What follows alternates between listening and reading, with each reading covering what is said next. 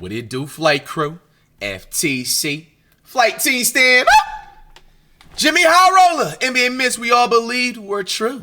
Let's check it out. More exhilarating than being a kid at an NBA game behind the basket distracting the other team from making free throws is being a grown man behind the basket distracting the other team from making free throws. Sit in this section at any basketball game and there is no I ain't gonna lie. This one right here is creative. Sit in this section That's creative. What the hell? at any basketball game and there is no end to the effort home teams and their fans will make to try to get the opposing team to miss a few shots at the charity stripe. Fans with signs, fans dousing themselves in paint and insane outfits. Those dreadfully loud thunder sticks they hand out before the game. Mascots themselves getting in on the action. The only problem is, fans attempting to distract free throw shooters at the line doesn't work. Like, at all. Over the years, that's what they train have done for, numerous bro. studies into this topic and found that You got a distracting Speedo free on? throw shooters essentially has no effect on the results of their shot. When comparing free throw shooting of teams playing at home versus away, a negligible difference was found in free throw percentage. Over the last 25 seasons, home teams have shot just 0.2% better from the line compared to visiting teams, suggesting that efforts made by fans of the home team have no effect on performance, and that even the 0.2% discrepancy was due to other factors. Years ago, Sports Science conducted an experiment testing this theory. How Sasha if fan distraction Vujacic? Yo, he affects was a glitch in one of the two. I think it was 2K10 or 2K11, bro. Yo, if you know ball, you know ball. The Lakers, Sasha Vujovic, bro. the shooting efficiency of players. When they were double team Kobe in that game, bro, you kick it out to Sasha, Smush Parker, Derek Fisher was one of the little. I wouldn't say Derek Fisher was a glitch, but he could make a few of them threes that come up clutch. Pau Gasol, most definitely. You know what I'm saying? Come on, bro. at the No line. ball, man. And they tried everything, and they came back with the same results.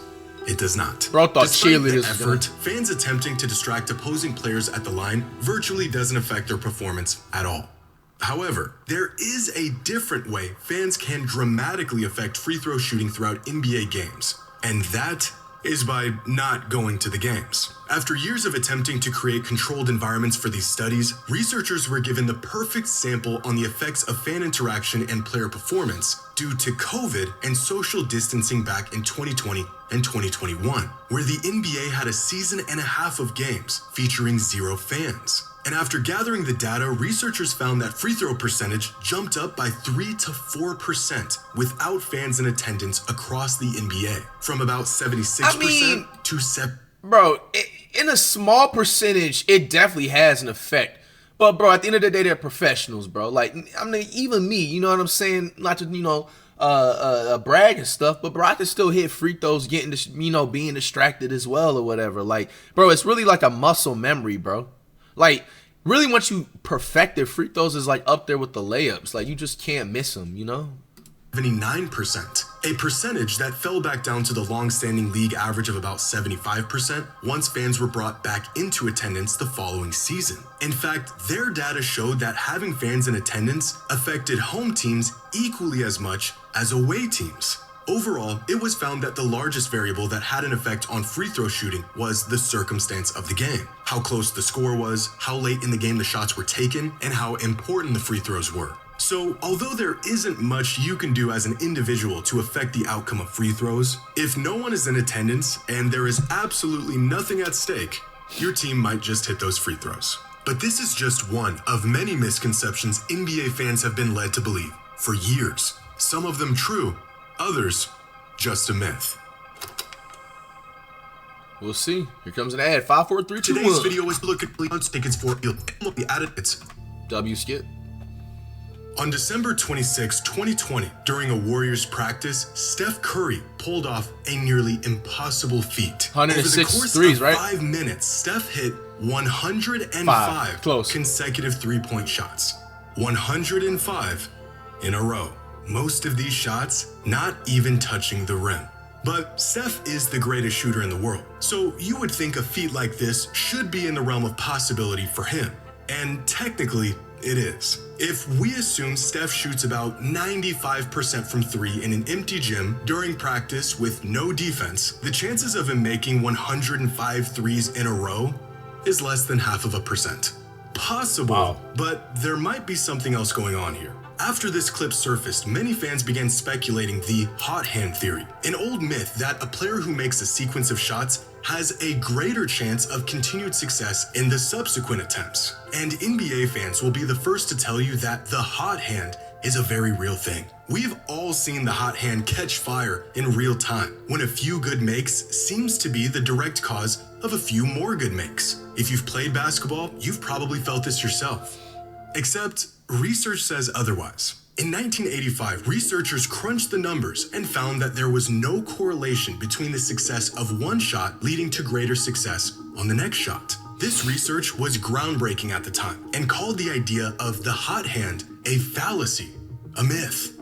However, recently further research was done on this topic, a lot of research, and what they found was that the hot hand does in fact exist. Contrary to the research done in 1985, with the advent of modern technology, tracking data, and more detailed shooting logs, many studies have shown that when a player makes consecutive shots, the chances of their following shot going in actually does increase. Now, the results of each study are heavily dependent on the sample of players, with one sample seeing a 3 to 4% increase in shooting percentage in these hot hand moments, another sample of players getting an 8% boost in shooting percentage, and a third sample getting a 12% increase in shooting percentage after hitting 3 shots in a row as opposed to missing 3 shots in a row. Despite the variance in the overall effect of the hot hand, the results showed that there is a very clear correlation between making your previous shots and the expected outcome of your next shot. But in 2022, researchers at the University of Pittsburgh took this one step further by not just studying the shooting habits of players at practice in controlled environments, but actually gathering data from live games. After analyzing 170,000 field goal attempts in NBA games from the 2014 and 2015 seasons, pulling from play-by-play logs and player tracking, and comparing expected results against actual outcomes, they found that the hot hand was not only real, it had dramatic effects on the performance of certain players. Specifically, 30 players showed a statistically significant hot hand effect. After hitting 2 shots in a row, these players were 2.7% more likely to hit the third.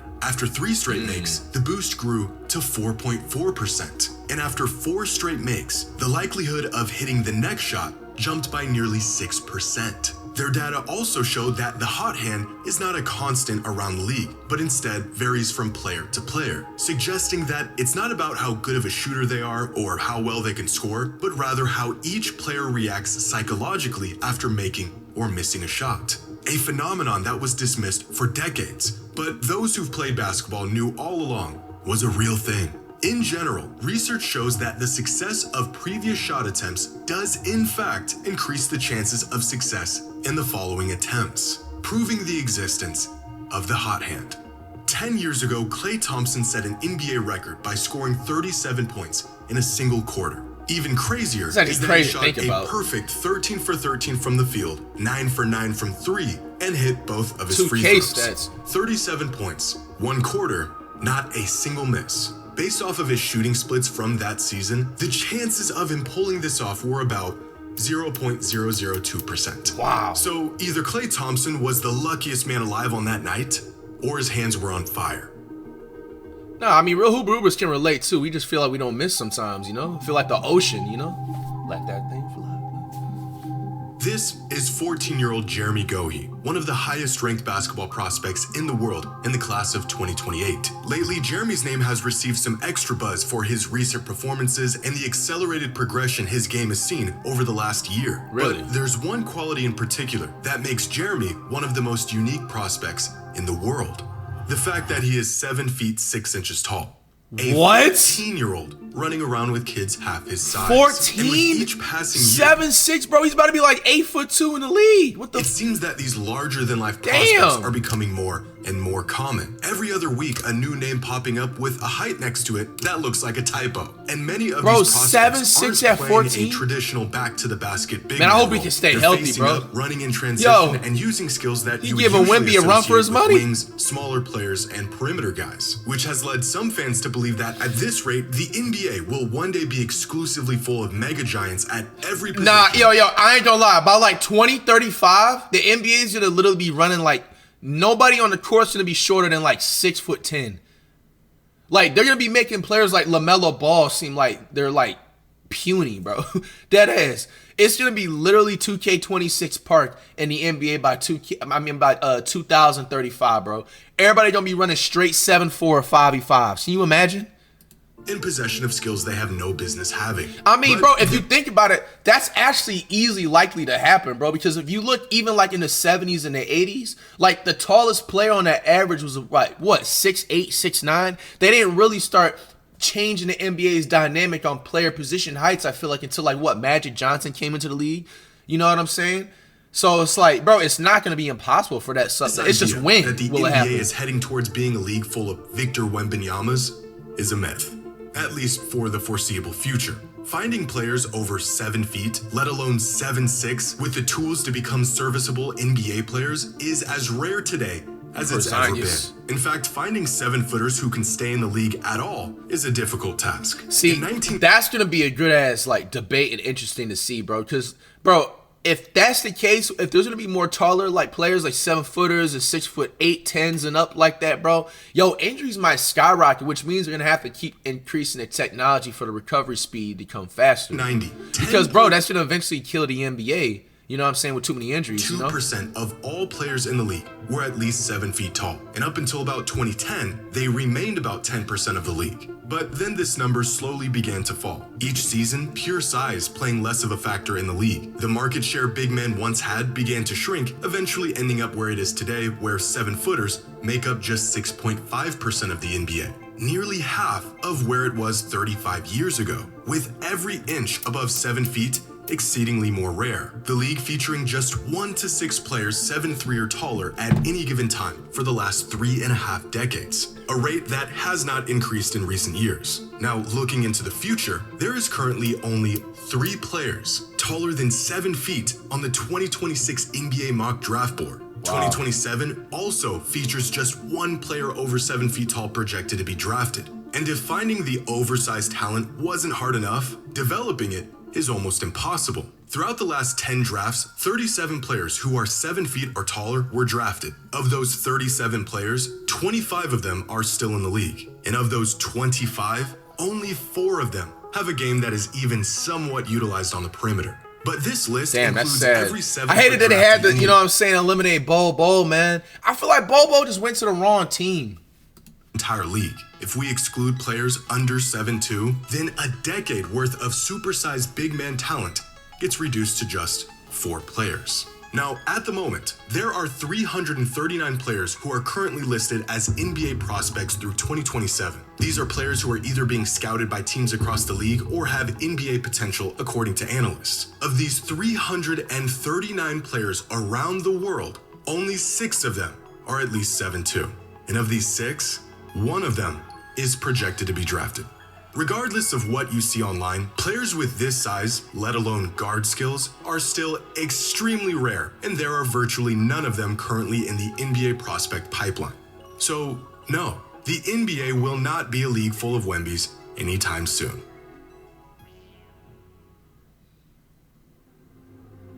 Awkward silence, man. The whole entire point of sports is to win. That is the ultimate goal of every player, every team, anyone who's ever competed in a sport. And yet, in the NBA, teams are incentivized to lose.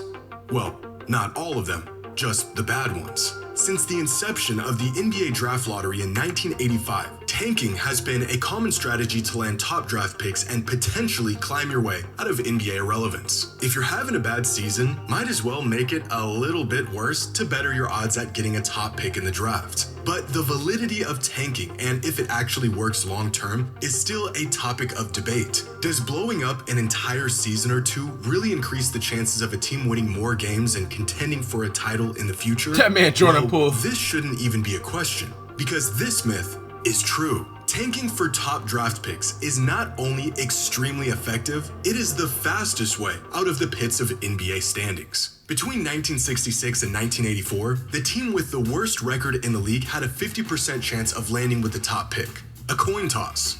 like a literal coin toss between them and the team with the second worst record. But teams took advantage of this, so over the years those odds have decreased drastically to where they are today, where the 3 teams with the worst records in the league each have a 14% chance of getting the first overall pick. 1 in 7 odds. Odds that are so slim that it shouldn't be worth throwing a whole season away for. And yet, the worst teams in the league continue to take those odds year after year. Because it works. From 2000 to 2020, the teams that landed with the number 1 overall pick in the draft averaged just 34.8 wins per season in the 3 seasons leading up to their tanking season. Then, of course, most of them tanked for that number 1 pick, averaging just 25 wins in those tanking seasons. But then they bounced back, averaging nearly 41 wins in the 5 seasons following their number 1 pick. A nearly 15% increase in wins from before winning the draft lottery to after winning it. But this boost in success doesn't just apply to teams who won the draft lottery, because here are the average records for teams who landed with the second that sounds crazy, and the third overall reward pick of in the losing. draft. Teams who also saw a notable boost in wins after landing a top pick. In fact, on average, teams won 5 more regular season games per season in the 5 years following a top 3 pick in the draft. Now, where the real difference comes in is the playoffs, where teams who won the number 1 overall pick in the draft lottery averaged just 0.6 playoff wins per season leading up to their tanking season. In the 5 years following their first overall pick, they averaged 3 playoff wins per season, 5 times the amount of playoff success they had prior to their pick and prior to tanking. And again, teams that landed with the second and third pick also saw a drastic increase in playoff success in the 5 following seasons. Use any metric to determine the merit of tanking in the NBA, and you'll find that if teams are willing to be horrifically bad for 1 season, they will more than likely bounce back better than they were before they tanked. Even when teams don't select a player who turns out to be a franchise cornerstone, on most occasions they still end up flipping that player for valuable assets, making a top pick in the draft extremely valuable under almost any circumstance. In fact, tanking has been so effective for so long that the NBA has tried everything in the book to mitigate the advantage it grants teams. And still, even after reformatting the draft lottery 4 times, the overwhelming advantage lies with the team who is willing to be horrifically bad. Now, the catch here is that very rarely, if ever, does tanking lead to a championship. The reason for this being that chronic losing usually happens within dysfunctional organizations, which then pushes these bad organizations to tank, which then leads them to getting top-end talent that never gets developed, utilized properly, or built around because the organization is bad, which inevitably leads to more tanking. So if a team's goal is to win a championship, well, they're probably not in a position to tank in the first place. But if they just don't want to be an NBA bottom feeder anymore, then tanking is unfortunately an incredibly viable option. Wow. Hey, man.